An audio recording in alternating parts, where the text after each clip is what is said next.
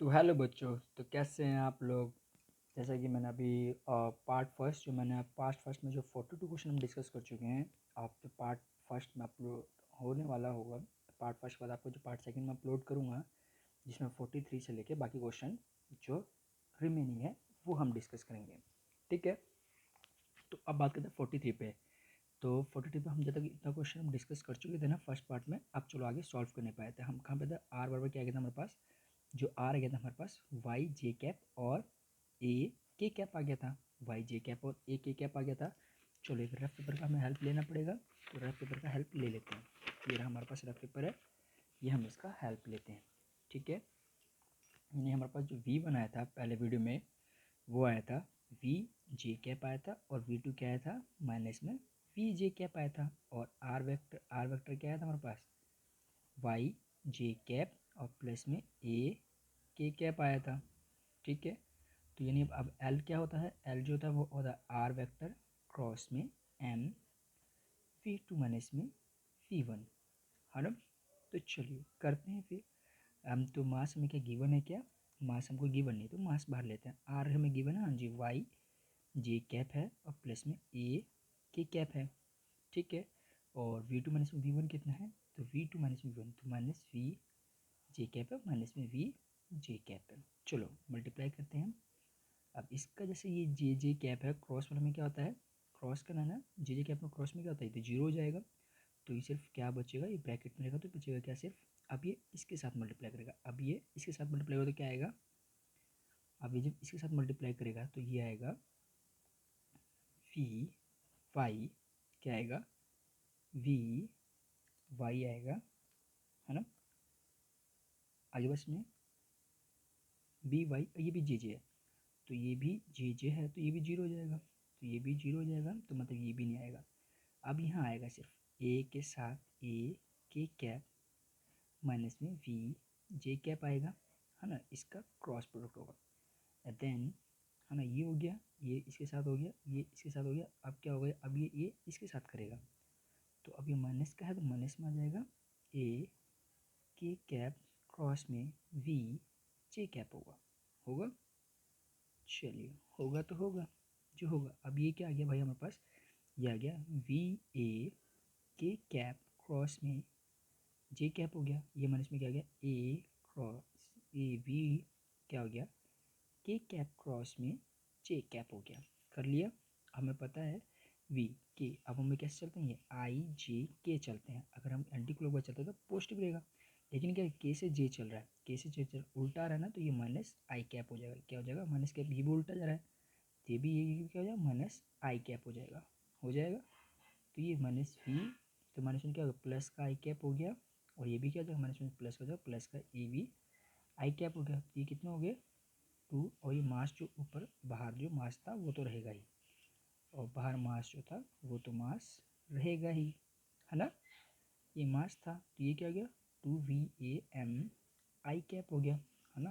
यानी क्या लिख सकता हूँ मैं, two M A V I cap हो गया।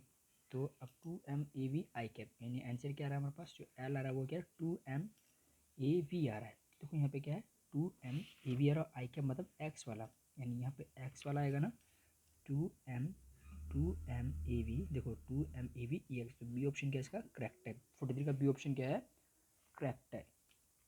43 का बी ऑप्शन करेक्ट है। अब 44 देखते हैं। 44 में क्या करा है, the variation of angular position theta of a point on a rotating rigid body with time T is shown figure. तो देखिए यहाँ पे देखिए ये जो ग्राफ है, अगर ऐसे होता तो ये क्या होता है नेगेटिव होता। देखो ग्राफ देखिए, जो थीटा का एंगुलर जो पोजीशन है थीटा वाला, वो उसका जो वेरिएशन आ रहा है वो क्या है पॉजिटिव है। वो किस डायरेक्शन में, वो क्या है जो चेंजेस आ रहे हैं इसमें वो क्या आ रहा है पॉजिटिव आ रहा है। क्या आ रहा है, जो चेंजेस आ रहा है इसमें वो क्या आ रहा है पॉजिटिव आ रहा है ना। चेंजेस क्या आ रहा है पॉजिटिव आ रहा है, चेंजेस जो आ रहा है हमारा वो क्या आ रहा है हमारा पॉजिटिव आ रहा है। हाँ जी, तो जब चेंजेस पॉजिटिव आ रहा है, जो हमारे पास क्या आ रहा है, जो हमारे पास चेंजेस क्या आ रही है पॉजिटिव आ रही है, तो इस केस में क्या हो सकता है, इस केस में हमारे पास क्या हो सकता है। हम्म,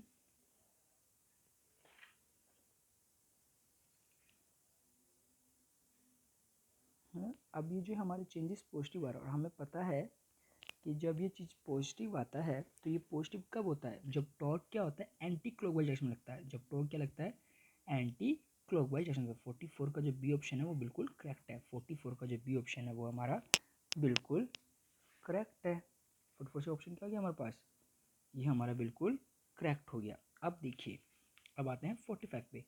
कह रहे कि अब मेरी गो राउंड है, एक कोई झूला होगा मेरी गो राउंड टाइप का, made of a ring like plate. एक रिंग लाइक प्लेट का बना हुआ जिसका फॉर्म रेडियस क्या आर है, रेडियस दे रखा है, मास एम एस झूले का, इस revolving with angular velocity omega speed से रिवॉल्व कर रहा है ना। ये ओमेगा स्पीड से रिवॉल्व कर रहा है जिसका मास एम है और रेडियस आर है, ठीक है। अब वही सेम मास का पर्सन इस पर चढ़ जाता है, तो सेम मास का पर्सन क्या होता है उस पर चढ़ जाता है एट वन इंस्टेंट, किसी टाइम पे। तो पर्सन क्या होता है फिर कूद जाता है उस पर, क्या होता है कूद जाता है। अब वहाँ पे कूद जाता है तो अब रेडियल डायरेक्शन में कूदता है, ये था। अब पर्सन कूदा यहाँ से, पर्सन कूदा तो इसी डायरेक्शन में रेडियल डायरेक्शन में कूदा, इसकी रेडियस के अलॉन्ग ही कूदा। तो क्या रेडिएशन में कूदता है तो दूर कूदता है centre of the round. The speed of the round of what, इसके बाद जो स्पीड ऑफ द राउंड क्या होगा, तो वही एंगुलर मोमेंटम वाला जो L1 होगा वो क्या होगा L2 क्या होगा, यानी L1 क्या होगा। अब देखो L1 क्या था, L1 जो होगा आई ओमेगा होगा। आई ओमेगा क्या होता है भाई, आई ओमेगा क्या होता है एम आर का स्क्वायर होता है। अब एम आर का स्क्वायर जो शुरुआत में जब वो आदमी उस पर चढ़ा हुआ था तब इसका जो मोमेंट ऑफ इनर्शिया था वो क्या था कुछ होगा, यानी एम आर का स्क्वायर। अब लेकिन अब उस टाइम 2 मास था 2m हो गया, लेकिन अब उतरने के बाद क्या हो गया 1 मास, अब उसका बचा सिर्फ मास m बचा। तो अब जो उसके बाद जो मोमेंट ऑफ इनर्शिया आ रहा था, उसके बाद जो मोमेंट ऑफ इनर्शिया आ रहा था वो क्या हो गया 1 मास कम हो गया ना, आधा ही मास कम हो गया। अब सिर्फ क्या बचा एम आर स्क्वायर बचा सिर्फ, यानी जो आई आ गया वो क्या हो गया पहले वाले के I2 हाफ हो गया, पहले वाले के हाफ हो गया ना, पहले वाले के हाफ हो गया। तो यानी I1 ओमेगा वन क्या होगा I2 ओमेगा 2 के बराबर होगा। और जो ये पहले वाला आई ओमेगा वन है, आई ओमेगा है, आई ओमेगा है, तो दूसरा वाला तो नया वाला इसका मोमेंट क्या हाफ हो गया, हाफ हो गया, और ये ओमेगा 2 हो गया। अब हमें ओमेगा 2 निकालना है तो ओमेगा 2 क्या होगा आई से आई कैंसिल, तो ओमेगा 2 आ जाएगा हमारे पास 2 ओमेगा के बराबर। ओमेगा 2 क्या आ जाएगा 2 ओमेगा, यानी जो एंगुलर मोमेंटम होगा इसका जो क्या हो रहा है, जो पर्सन जंप करेगा तो जो एंगुल जो centre front the speed of the round क्या जो स्पीड क्या हो जाएगा वो 2 ओमेगा हो जाएगा, यानी डबल हो जाएगा। इससे वो कूद जाएगा, यानी मास कम होगा तो क्या हो जाएगा स्पीड की जगह डबल हो जाएगा। 44 का जो है ए ऑप्शन है 2 ओमेगा जो है ये क्या है करेक्ट है। 44 का जो 45 का जो 2 ओमेगा ऑप्शन है वो क्या है बिल्कुल करेक्ट है। तो हमारा 45 क्वेश्चन भी हो गया, तो हमारा 45 क्वेश्चन भी हो गया, तो हमारा 45 क्वेश्चन भी हो गया ना। अब आते हैं 45 क्वेश्चन भी हो गया, तो चलिए 45 क्वेश्चन हो गया। अब आते हैं नेक्स्ट क्वेश्चन पे। अब किस पे आते हैं नेक्स्ट क्वेश्चन पे आते हैं। अब जो 46 क्वेश्चन पे आते हैं, किस पे आते हैं 46 क्वेश्चन पे आते हैं, है ना।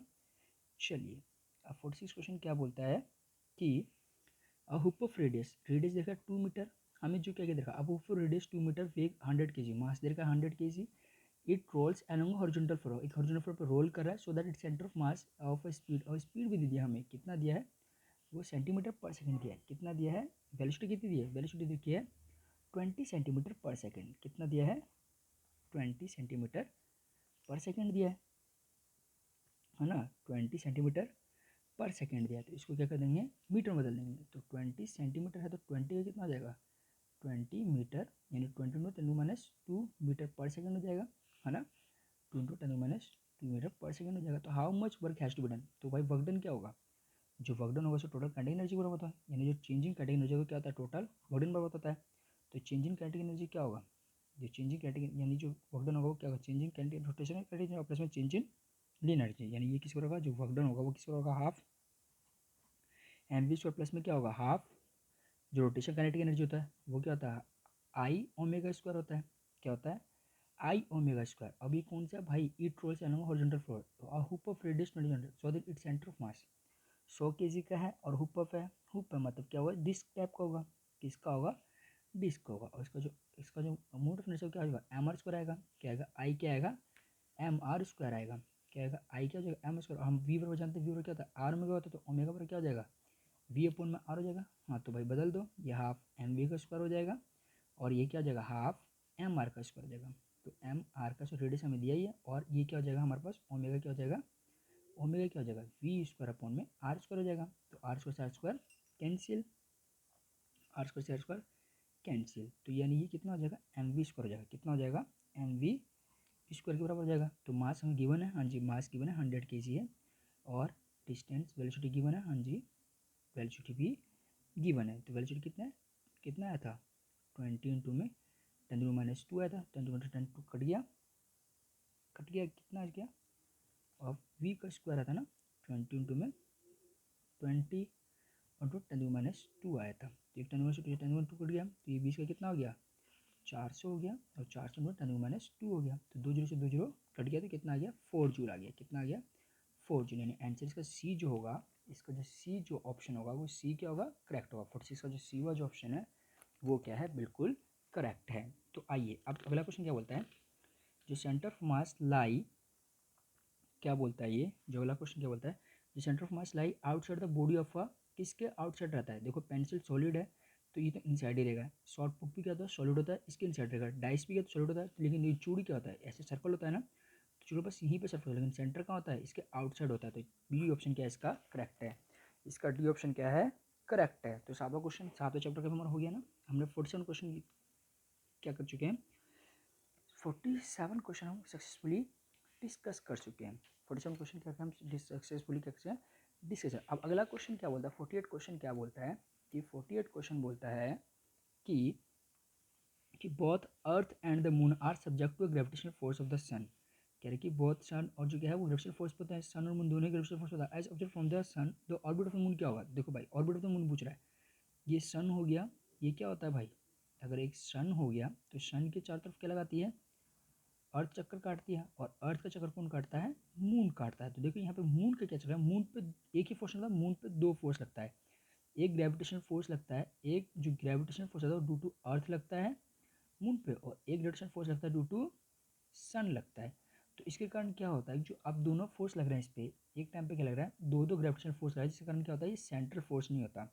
जो मून पे जो फोर्स होता है वो सेंट्रल फोर्स नहीं, इसलिए क्या होता है ये कंप्लीट यानी स्ट्रिक्टली ऑर्बिट हो, ये जरूरी नहीं होता है, ये क्या हो एलिप्टिकल हो, स्ट्रिक्टली एलिप्टिकल हो, ये जरूरी नहीं होता। तो इसका ऑप्शन क्या होगा, बी जो होगा इसका ऑप्शन। देखो बी भी क्या बोलता है, will not be strictly elliptical because of total gravitational force क्या होता है इसमें वो सेंट्रल नहीं होता। तो ये बी ऑप्शन क्या होगा बिल्कुल करेक्ट होगा। तो 48 का क्या होगा, बी ऑप्शन क्या होगा बिल्कुल करेक्ट होगा। तो चलिए अब 49 क्वेश्चन पे आते हैं। 49 क्वेश्चन क्या बोलता है, 49 क्वेश्चन क्या बोलता है, अब पार्टिकल ऑफ मास क्या बोलता है, अब particle of mass is 2m and m, क्या बोलता है, a particle of mass is 2m m and m। ये रहा 2m है, एक m है और m है, are respectively points A B C पे है, जहाँ पे ए बी जो होगा बी सी का क्या है हाफ है, यानी जो ए बी जो है वो क्या है हाफ ऑफ बी सी है ना। यानी अगर ए क्या है, अगर ए बी क्या है, अगर B C half of A B है, अगर ए एक्स है तो बी सी क्या होगा 2x होगा, बी सी का 2x होगा है ना। और m क्या बहुत ही ज़्यादा स्मॉलर है m से, एट टाइम टी स्क्वायर जो दे आर ऑल, हम सभी क्या रेस्ट में है इन फिगर में। कह रहे कि अब कुछ टाइम बाद क्या होगा, कोई कोलिजन अगर होता है तो कुछ टाइम बाद कोई कोलिजन क्या होता है, तो इस m पे क्या इफेक्ट होगा, क्या m रेस्ट में रहेगा, या m टू से मूव करेगा, या m क्या करेगा 2m के साथ मूव की ओर मूव करेगा, या m क्या होगा ऑक्सीलेट मोशन दोनों तरफ ही मूव करेगा। तो देख लेते हैं कि भाई ये मूव उसी तरफ करेगा जहाँ पे ग्रेविटेशनल फोर्स ज़्यादा होगा। तो निकाल लेते हैं, पहले इसका निकाल लेते हैं, पहले ए और बी पे निकालते हैं। तो अब मैं ग्रेविटेशनल फोर्स निकालूंगा ए बी पे, तो वो क्या होता है जी एम एम अपॉन में डिस्टेंस, डिस्टेंस क्या इसका एक्स है ए बी में, तो भाई जी एम एम एक का एम एम है, तो डिस्टेंस क्या है यहाँ पे ये जो आ गया वो आ गया जी एम एम अपॉन में एक्स आ गया है ना। लेकिन अब एफ बी से निकालेंगे, तो बी से निकालेंगे तो क्या हो जाएगा जी एम एम अपॉन में, देखो ये 2m है ना, ये मास इसमें मास कितना था 2m था, तो ये कितना 2g mm हो गया, लेकिन यहाँ पे जी एम एम में मास m ही है और एक स्मॉल m है, और डिस्टेंस कितना है 2x है। तो देखिए ये कितना हो गया, ये तो भाई बहुत कम आया, ये तो जी एम एम अपॉन में 2x हो गया, ये तो पहले हाफ है। तो यानी जो एफ ए बी है वो क्या है, वो ग्रेटर देन है किससे एफ बी सी से। तो मतलब जो मास एम होगा किसकी ओर घूमेगा, जो मास एम होगा किसकी ओर जाएगा 2m की ओर मूव करेगा, किसकी ओर मूव करेगा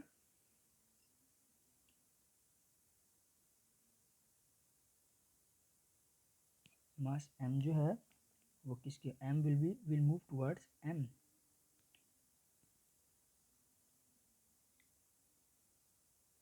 तो भाई ये m का ये क्या होता है 2mm होता है, x का स्क्वायर होता है ना, ये ए बी का स्क्वायर होता है, बी सी बराबर क्या 2x आ गया। तो बी सी बराबर 2x आ गया। ठीक है, कुछ गलती तो नहीं करें हम, देख लेते हैं एक बार क्या आया है हमारा। ए बी क्या आ गया हमारे पास, है ना, बी से ए जो लग गया वो आ गया 2g अपन में ए बी का स्क्वायर आया। और ए बी क्या था हमारे पास, एक्स ही था, ए बी तो हमारे पास एक्स ही था। लेकिन अब बी सी क्या आ गया, अब बी सी तो आया हमारा g आया। तो यानी जो बी सी है क्या, वो क्या है, एफ बी से छोटा है। बी सी क्या है, एफ बी से छोटा है। तो एम कहाँ करेगा, एम जो मूव करेगा किसका करेगा, 2 वाट्स था, यानी 2 एम मूव करेगा, मूव करेगा 2 एम, यानी ये हमारा सही था। ये सब हमारा बिल्कुल करेक्ट है। तो बी सी वाला क्या और बी सी वाला छोटा है, यानी इधर जो ग्रेविटेशन फोर्स लग रहा है वो क्या छोटा, तो ये जो एम मास है वो कहाँ मूव करेगा, वो मूव करेगा 2 एम की ओर। यानी सी जो ऑप्शन है वो क्या होगा, बिल्कुल करेक्ट होगा। सी ऑप्शन क्या होगा, बिल्कुल करेक्ट होगा। इसके लिए बी सी ऑप्शन क्या होगा, बिल्कुल ही करेक्ट होगा। अब चलिए 50 क्वेश्चन पे आते हैं। 50 क्वेश्चन क्या बोलता है, जो 50वां क्वेश्चन बोलता है, क्या बोलता है कि 50 क्वेश्चन क्या बोलता है कि 50 क्वेश्चन बोलता है कि the earth is an approximate sphere. Earth क्या है, अगर वो अर्थ क्या है, अर्थ एक अप्रोक्सीमेट स्फीयर है। इफ द इंटीरियर कंटेंट मार्ट which is not of the same density, जो इंटीरियर कंटेंट जो इसके जो अंदर में जो मैटर रखा हुआ है वो क्या है, सेम डेंसिटी, मतलब डेंसिटी सेम नहीं है, यूनिफॉर्म नहीं है ना। Then on the surface of the earth, है ना, यानी जो सरफेस पे जो सरफेस का जो डेंसिटी है और जो अंदर डेंसिटी है वो दोनों सेम नहीं है। डेंसिटी ऑफ सरफेस और डेंसिटी ऑफ इंटीरियर वाला, वो दोनों क्या है, सेम नहीं है। वो दोनों क्या है, सेम नहीं है, दोनों सेम नहीं है। ठीक है, यही कहना। तो जो एक्सेशन ड्यू टू ग्रेविटी क्या होगा, यानी जो एक्सेशन ड्यू टू ग्रेविटी होगा, देखिए मैं बता रहा हूँ, अगर क्या हो डेंसिटी यूनिफॉर्म हो, अगर डेंसिटी क्या हो सरफेस का और टाइम का, अगर डेंसिटी क्या हो सेम हो, यूनिफॉर्म हो, है ना, तो अगर यूनिफॉर्म हो तो क्या होता है, जो इसके सेंटर पर जो ग्रेविटेशन होता है वो क्या होता है, जीरो होता है। सेंटर पर जो ग्रेविटेशन है, जी जो सेंटर पर निकलता है वो क्या, सेंटर टू जो एक्सेशन टू ग्रेविटी का सेंटर वो क्या है, जीरो होता है।